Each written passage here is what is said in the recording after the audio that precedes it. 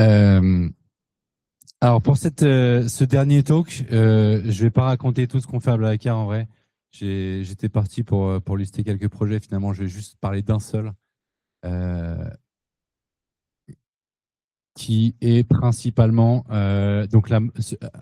parler de la modération de photos.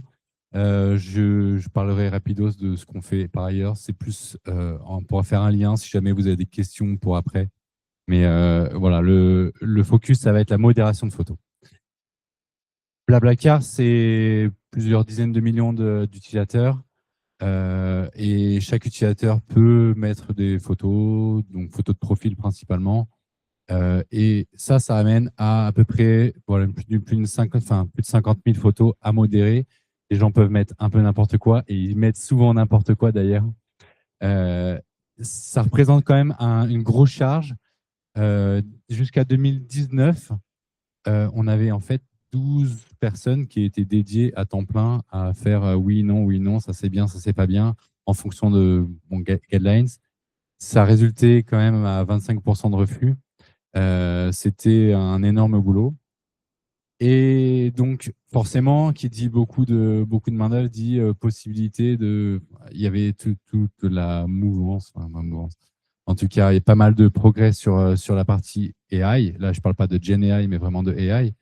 Et donc, notre équipe Data Science c'est un peu, a taclé un peu le sujet et a fait tout un process, enfin, tout un projet en tout cas, pour réduire le coût de cette modération. Donc, ils ont fait tout un projet basé sur, enfin, en gros, 4 étapes. Étape 1, je détecte est-ce qu'il y a une personne sur la photo, est-ce qu'il y a une personne, est-ce que c'est bien un visage, etc.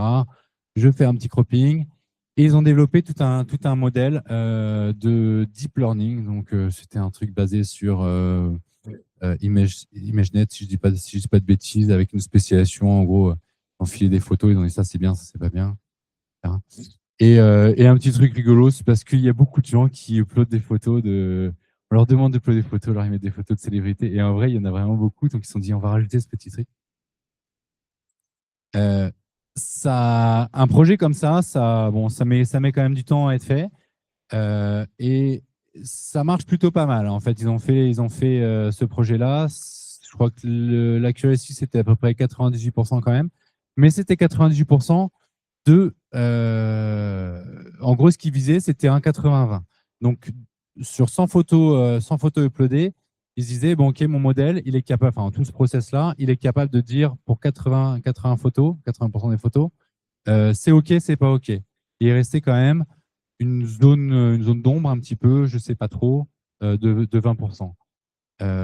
Ça a quand même réduit le coût humain. Donc, on est passé de 12 personnes à temps plein à beaucoup moins. Mais voilà, sur les 20% restants, le coût humain, c'est. Bon, je mets le chiffre, je ne sais pas d'ailleurs si j'aurais dû mettre le chiffre, mais. On était quand même à plusieurs, voilà, 170 000 euros par an. C'était juste la partie manuelle, donc les 20% qui restaient. L'autre problème qu'ils voyaient, c'est que ce modèle-là, sur lequel était entraîné, enfin, sur lequel qu'ils avaient entraîné avec les photos pour faire de la modération, c'est un modèle qu'il faut finalement réentraîner un petit peu en fonction des guidelines qui changent, en fonction de. Enfin, c'est aussi un peu le jeu du chat et la souris. C'est les gens, ils vont essayer de mettre des photos qui passent, etc. Donc, il y a un problème de maintenance de ce modèle-là.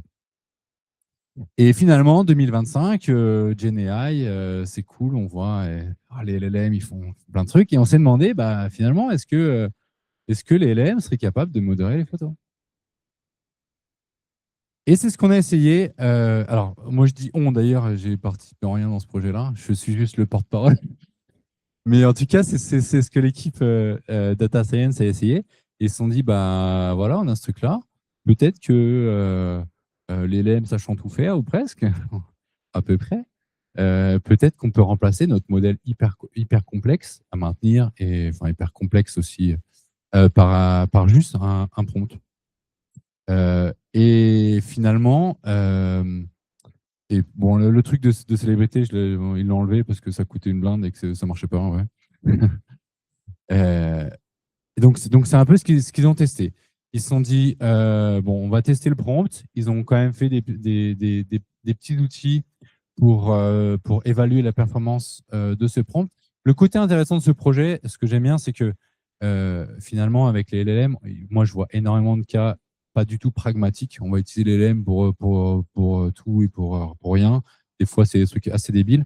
Et donc, moi, j'aime bien ce côté très pragmatique qu'ils ont pris en disant, bah, voilà, on a un système complexe, on va essayer de simplifier. Comment fait-on pour évaluer? On va pas mettre des métriques de fou. En fait, ils ont juste pris un petit spreadsheet. Ils ont mis un prompt que je mets à la gauche, bon, qui est pas complet.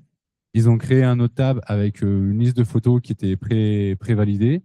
Et puis, ils ont donné finalement cet outil-là à l'équipe de fraude, puisque ceux qui s'occupent de ça, qui ne sont pas des gens techniques.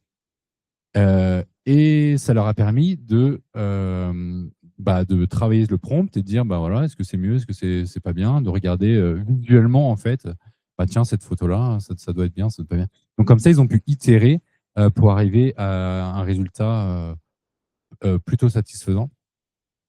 Et d'ailleurs, donc à la fin, cette approche qui remplace donc encore une fois un système complet qui est par juste un simple prompt, donne des meilleurs résultats que le truc précédent qui était euh, le modèle plus une revue humaine. Donc, ça élimine totalement la partie humaine, ça élimine un modèle compliqué et ça remplace juste ça par un prompt. Donc, un appel de prompt, c'est que dalle. On a quand même gardé une partie de validation humaine pour la mesure de performance a posteriori. Mais en gros, on est passé de 170 000 euros par an à. On a divisé les coûts par 10. Donc, très intéressant. En plus de ça, au niveau de l'efficacité, on est passé d'un modèle 80-20 à 100%. En fait, le modèle est capable de dire accepter, refuser. euh, et on se base là-dessus avec une accuracy de, je sais plus combien, 98%, je crois. Donc, on est quand même pas mal. Euh, et et l'avantage d'un prompt, enfin des LLM en général, c'est que finalement, c'est assez accessible. C'est accessible par un peu tout le monde. On n'a pas besoin de savoir comment marche un modèle. On n'a pas besoin d'être expert data science pour faire marcher ce truc-là.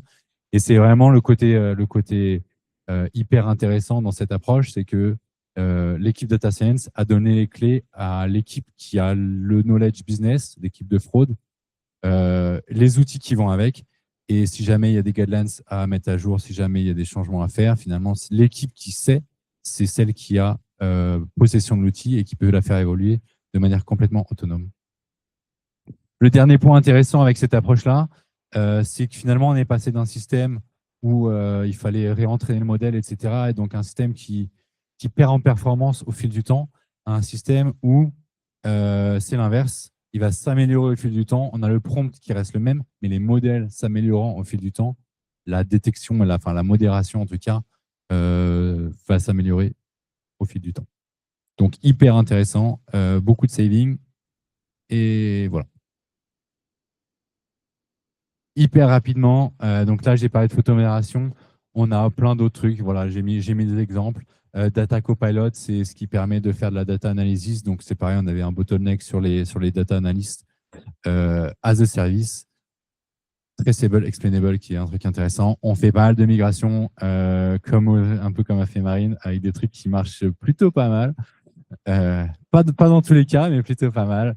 Des trucs sur le support. Notre prochaine campagne marketing, on fait pas mal de photos par des photographes entièrement générées par Generate. Bon, il y a un coût humain derrière, bien sûr, mais ça marche hyper bien. Voilà, si je peux en parler plus tard avec vous si jamais vous avez des questions. Merci à tous.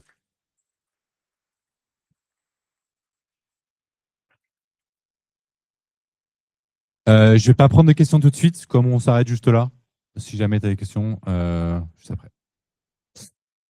Eh bien, je pense que c'est fini. Ouais. Merci bien. C'est la fin des talks. Il y a des pizzas qui sont arrivées. Il y a des boissons qui doivent être quelque part. Je vous remercie d'avoir été très attentif et très à l'écoute.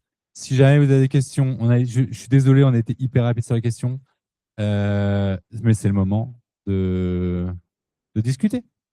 Merci.